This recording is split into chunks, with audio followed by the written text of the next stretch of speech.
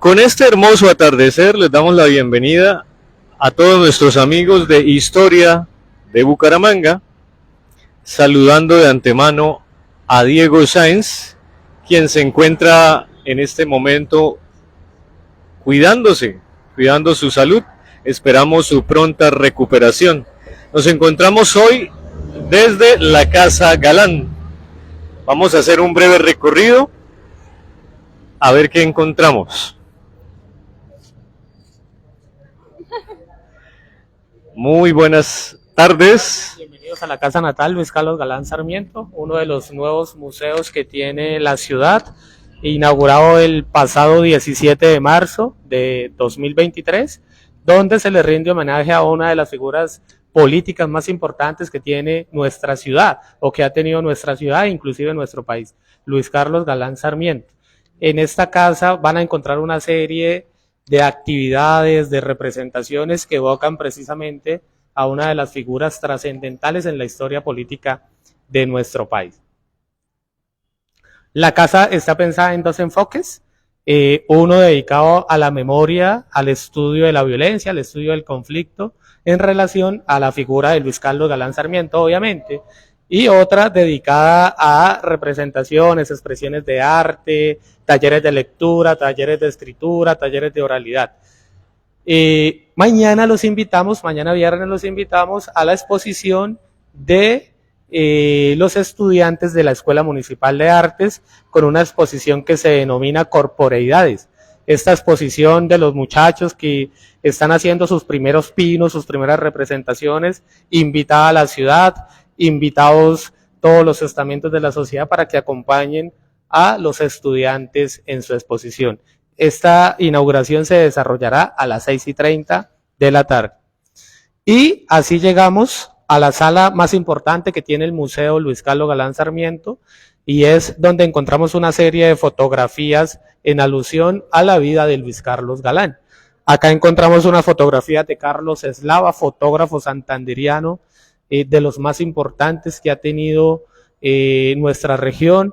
Encontramos la famosa foto de Javier Pesca, tomada en el Socorro Santander, que sintetiza el grito de la esperanza o el grito comunero, esa esperanza que caracterizaba a Luis Carlos Galán Sarmiento para la generación de la década de los 70, de la década de los 80 en nuestro país. Encontramos una serie de esculturas. Esta es el busto del maestro Héctor Hernández, bajo la técnica de fundición en bronce. Esta es una mini réplica de la que se encuentra en la Plaza Cívica Luis Carlos Galán Sarmiento. Contarles que el busto de la Plaza Cívica Luis Carlos Galán Sarmiento se inauguró en el 2009, a propósito de los 20 años del magnicidio. La que está en la plazoleta tiene un significado muy importante, porque si recordamos, cuando vamos a la plazoleta, el busto de Luis Carlos está mirando el corazón de la plaza, y el corazón de la plaza tiene un significado de convergencia, es el lugar de heterogeneidad por excelencia de la sociedad. Y así también llegamos a una serie de cápsulas biográficas de la Fundación Luis Carlos Galán Sarmiento, para entender una biografía contextualizada de la figura de Luis Carlos Galán. Entonces, nos hace referencia desde su nacimiento, el 29 de septiembre de 1943, en este espacio. Por eso se denomina Casa Natal, porque Luis Carlos Galán Sarmiento nace acá bajo el mecanismo de la partería, aquellas señoras que adquirían la sabiduría popular de manejar los partos.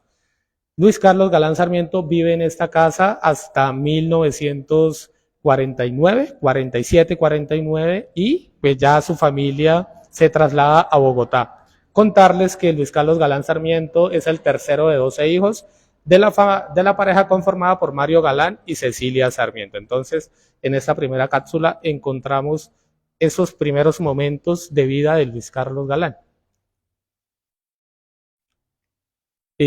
Recordar que su padre, Mario Galán, fundador de la UIS, dirigente liberal, muy amigo de Gabriel Turbay, presidente de Ecopetrol, contralor, un hombre de vida pública, y Luis Carlos adquiere el amor por los libros, el amor por el estudio, gracias a la herencia que ha dejado su señor padre.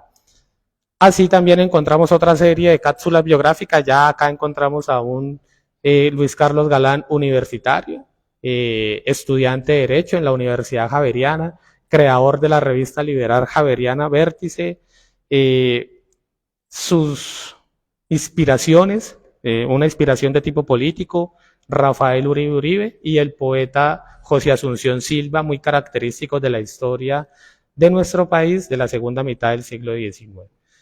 Y acá ya encontramos una cápsula biográfica que tiene que ver con un galán más público. Contarles a todos y todas que Luis Carlos Galán Sarmiento se convierte en ministro de Educación en 1970. Es el ministro más joven que ha tenido nuestro país, con tan solo 27 años. Después del ministerio, él asume la embajada de Colombia en Roma, la embajada de Colombia en Italia, y Europa le va a transformar su pensamiento. Fue periodista del Tiempo, del diario El Tiempo, compartió oficina con Enrique Santos y con Daniel Samper Pisano, contrajo matrimonio con Gloria Pachón Castro, y pues de esta unión nacieron 3 hijos, Juan Manuel Galán, Carlos Fernando Galán y Claudio Mario Galán. Y así llegamos a una cuarta cápsula de la década de los 80, donde encontramos el movimiento creado por Luis Carlos Galán Sarmiento. Está saludando Diego Sáenz. Diego, un saludo. Espero que se encuentre muy bien acá contando uno de los nuevos espacios que tiene nuestra ciudad. Invitadísimo para que conozca, para que venga, para que disfrute esta casa que está dando mucho de qué hablar en Bucaramanga.